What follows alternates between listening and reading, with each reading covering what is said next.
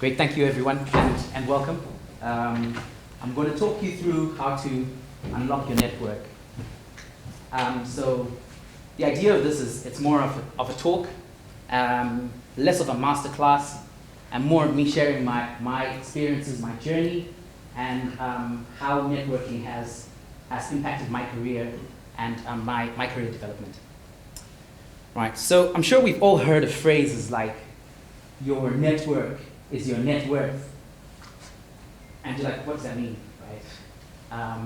Is it one of those buzzwords that people just say? You know, I've heard people say things like, let's run it up the flagpole and see how it flies.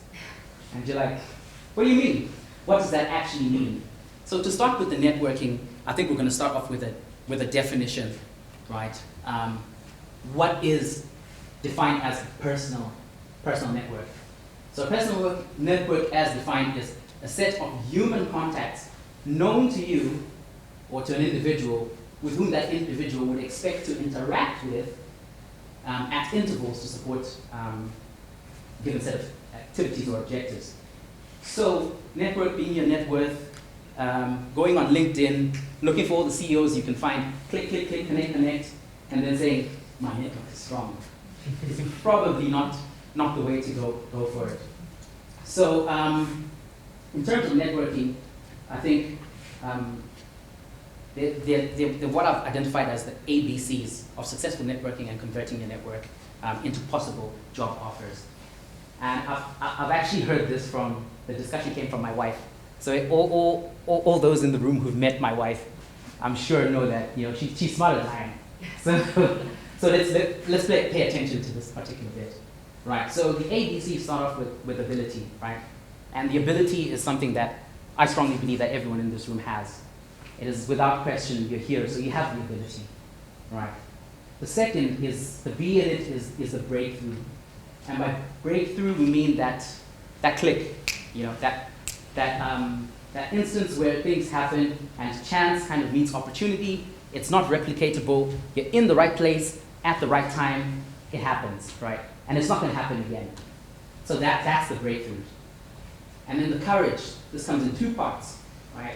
The first is when the breakthrough happens, the courage to pounce on it, right? And just go for it and say, realize what's going on. This is the breakthrough I've been waiting for. Don't hesitate, just go for it. And then the second bit, that is the courage to put yourself out there and be prepared, to kiss a few frogs, get a few people who ignore you, but really go on a limb and put yourself out there in terms of trying to grow your personal network. Okay, great. So I'm going to talk about a little bit of my journey and how networking has kind of played a part in my journey, my career progression, and as I've come up. So all these companies are firms that I've actually worked for. And a lot of you have heard this in some of my elevator pitches as I talk about my career.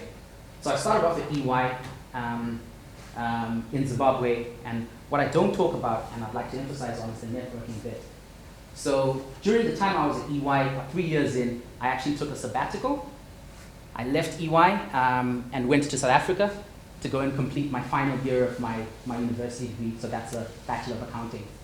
And while I was there, a friend of mine was there as well, and he worked at PKF in Pretoria. And in conversation, he was talking about how they were struggling with work. They just won a new client, and they were struggling with the work. And he said, would you be keen on working with PKF for just about 3 months to help lift the load because we're all struggling? I said, yeah, sure, why not? So that was the beginning of my breakthrough. And I said, yeah, I'll do that. I'll work. And this is my first personal encounter with a concept of warm introductions. I think PCS has talked about this over and over and over and over again. But this is where I personally kind of encountered it for the first time. And so he goes off and he speaks to the directors at PKF and he speaks to his managers. And I don't know what he says, but he comes back the next day and he says, yeah, I told them about all the great things you've been doing. They want to see you tomorrow. And then what kicks in for me? That imposter syndrome. What did you tell them? Can I actually live up to the expectation that you've created? And that happens a lot sometimes when the breakthrough is about to happen. you lose confidence in yourself. You get that imposter syndrome. You're not sure if you can actually do it. But anyway, I went on, and I was in the room with the people that make the decisions. So we got right over the gatekeepers. My CV was being seen by people who matter and people who make the decisions. And the advantage of a warm introduction was, by the time that I got into the room, the people already knew about me. They knew what I could do. So it was past trying to understand my CV. It was more of a discussion. And without doubt, I mean, I got the job. The ability came in, kicked in, and that converted. So after PKF, I went back home, and I completed my training with Ernst & Young. And then I decided I didn't want to be an auditor anymore, and I wanted to be a management consultant, right? I was tired of walking into the room, and then everyone's face is, because no one likes auditors. So I was like, nah, I want to add some value. I want to be a management consultant. And it sounded cool too, so yeah, do it, right?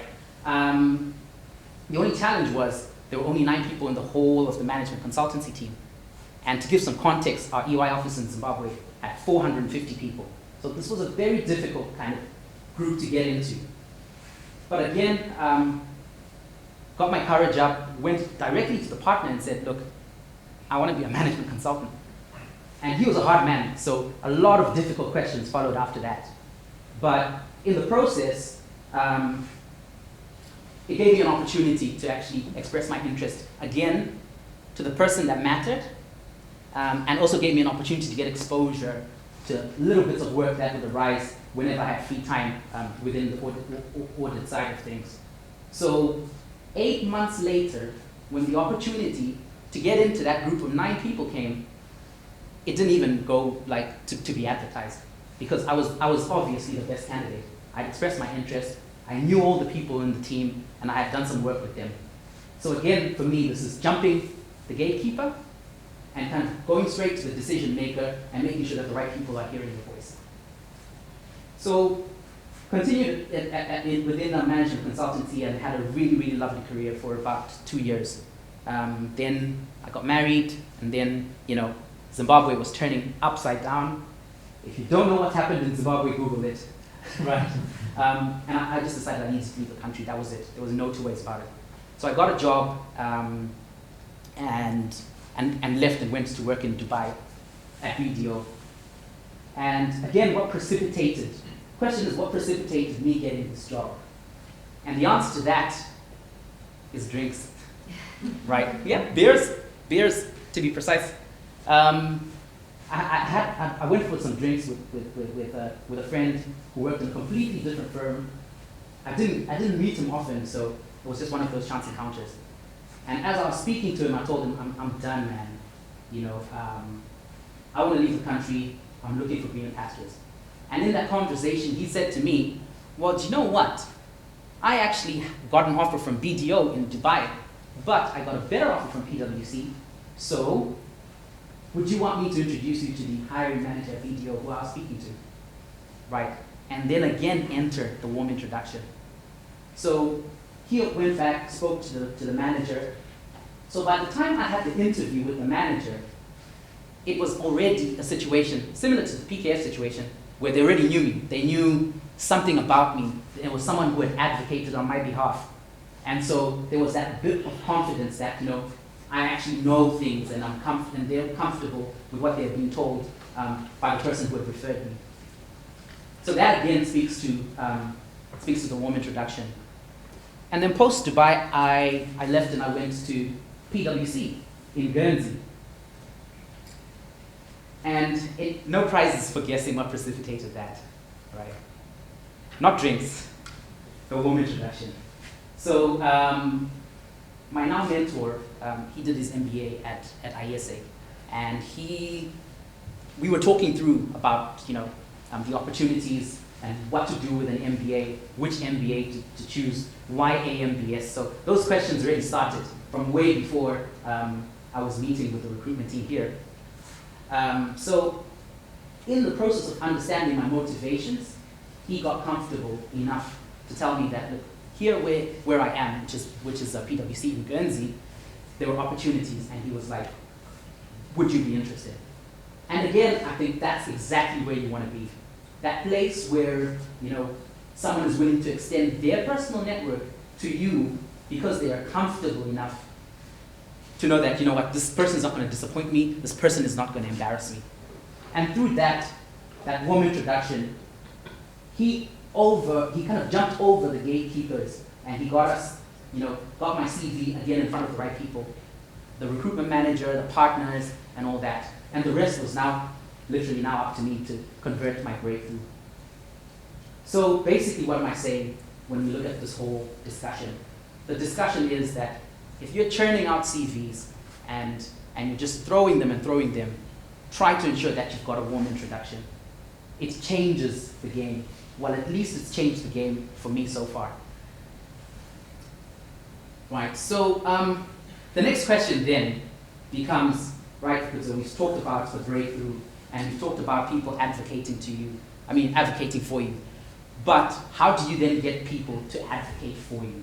How do you then kind of start that cold engine where you know no one, but you want someone to then reach out to their network and say, you know what, this is a good candidate, or maybe have a chat with this guy. So we do have tools that are available. So to start, LinkedIn, that is the biggest one. And I'm going to talk a little bit more in detail about that and my personal experiences. This book is amazing, and I cannot recommend this book enough. I've spoken about my wife earlier. When we came to Manchester, she didn't have a job. She applied some of the principles in here. They help you to kind of focus how you search, and that it was a recommendation for PCS as well.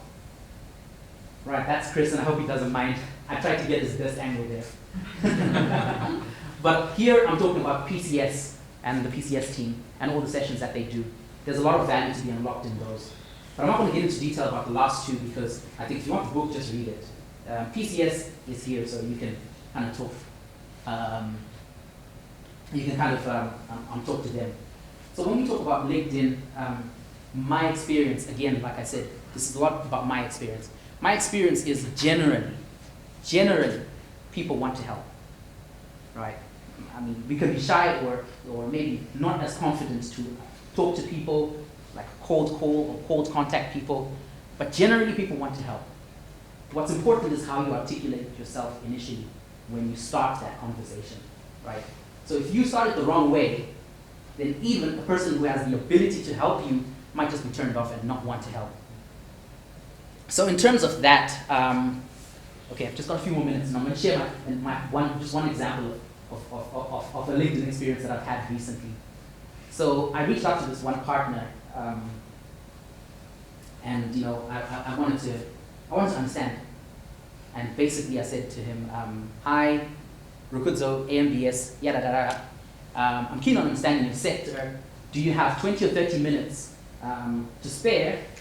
And if not, can you refer me to someone in your team who can help me out?"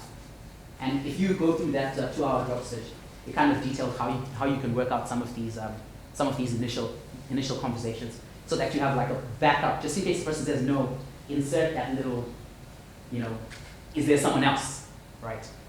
So I was just, putting it out there, just saying let's go with it. I don't know, if it goes, it goes.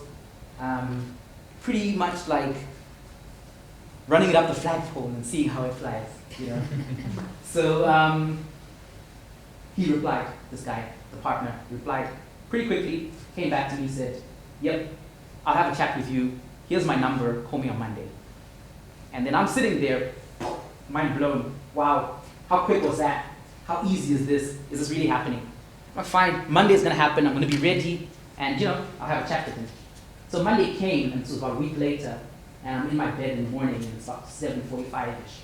And I thought, let me be organized. Let me send this guy an email and say, "Hey, we said we were gonna chat today. One, are you still available for the chat? And if so, what time are you available for the chat?" And here it's me. I think at this time I just roughly gone through the site, hadn't gone into a lot of detail, just roughly, and I was trying to gauge when this guy would be available so that I can squeeze in my time between strategy and LNG or whatever, And then he responds right there and then, and he says, "Now." So now I'm put in that space, right? It's the courage. Am I going to have the courage to take that step and go in and say, yes, let's have the chat, knowing full well that I'm not really super prepared or comfortable with my level of preparation. But at the same time, by not doing so, am I throwing away my shot, right? He's given me the opportunity. He said, now, and then if I go back to him and say, what am I going to say? I'm in class at 7:45, unlikely. So at this point, I just went with it, and I was like, you know what? I'm going to go and have this chat. So put on my robe, sat down in my little office, and had the call with him. And the call started off really well, but soon just started going downhill. So this guy just was taking this like an interview, and he was asking me all these questions, and I didn't know the answers. And to make it worse, I didn't know if it was that I didn't know because I haven't looked at the website, so is it something I should know? Or is he just trying to be difficult? I had no idea. So in the process of the meeting, I'm now starting to get flustered, I'm starting to lose my cool. I'm thinking, you know what, let me just say bye. Thank you for your time, yeah? But luckily I didn't do that, and we continued having a discussion. And kind of powered through that awkwardness, because those awkward moments will arise, especially when you're meeting new people you've never met before, and interacting with complete strangers, right? So we got past that stage, and initially the conversation took a tip with me being at the bottom in the conversation dynamic. And as we started talking more, and me telling him, this is the reason why I want to have this call, it's to understand the market, because I don't know, that's why I want to speak to you, right? And the conversation started to level. And with time, he started sharing his experiences. And that awkwardness started to disappear. And then it started being, a little bit more relatable. And by the end of the conversation, he said to me, so I see what you're trying to do. So I recommend you speak to the managing partner in Manchester. His name is da-da-da-da. His email is da-da-da. And then he dropped the bomb. Then he says, feel free to say that you've spoken to me. And I was like, get in there. That's what we're talking about. Because from the whole story that I've been talking about, that's the key. That's the warm introduction. That's what you want when you're speaking to people within your network. That is how you actually then start to unlock the value of your network. Because when I speak to the next person, this managing partner, I'm going to say, I have spoken to so-and-so, and he's asked me to speak to you. It's a completely different conversation to, can we talk about your industry? Can you tell me more about your industry? I'm trying to understand. If one person has seen the value maybe that I bring, then possibly when he sees that I've spoken to that person, he'll say, maybe there's some value in here, let me give this guy a chance. So in summary, what I'm saying is, to start off with, you have the ability. So don't doubt yourself. The ability exists in you, that's why you're here, right? Secondly, you need to cultivate that space for the breakthrough, right? And how do you cultivate that space? A space where the breakthrough becomes more likely, right? You do that by being courageous enough to expand your network, by being courageous enough to to go on a limb and reach out to people and kind of try to grow your personal network. So with that being said, that's the end of my presentation. I wish you guys all the best in terms of expanding and growing your network.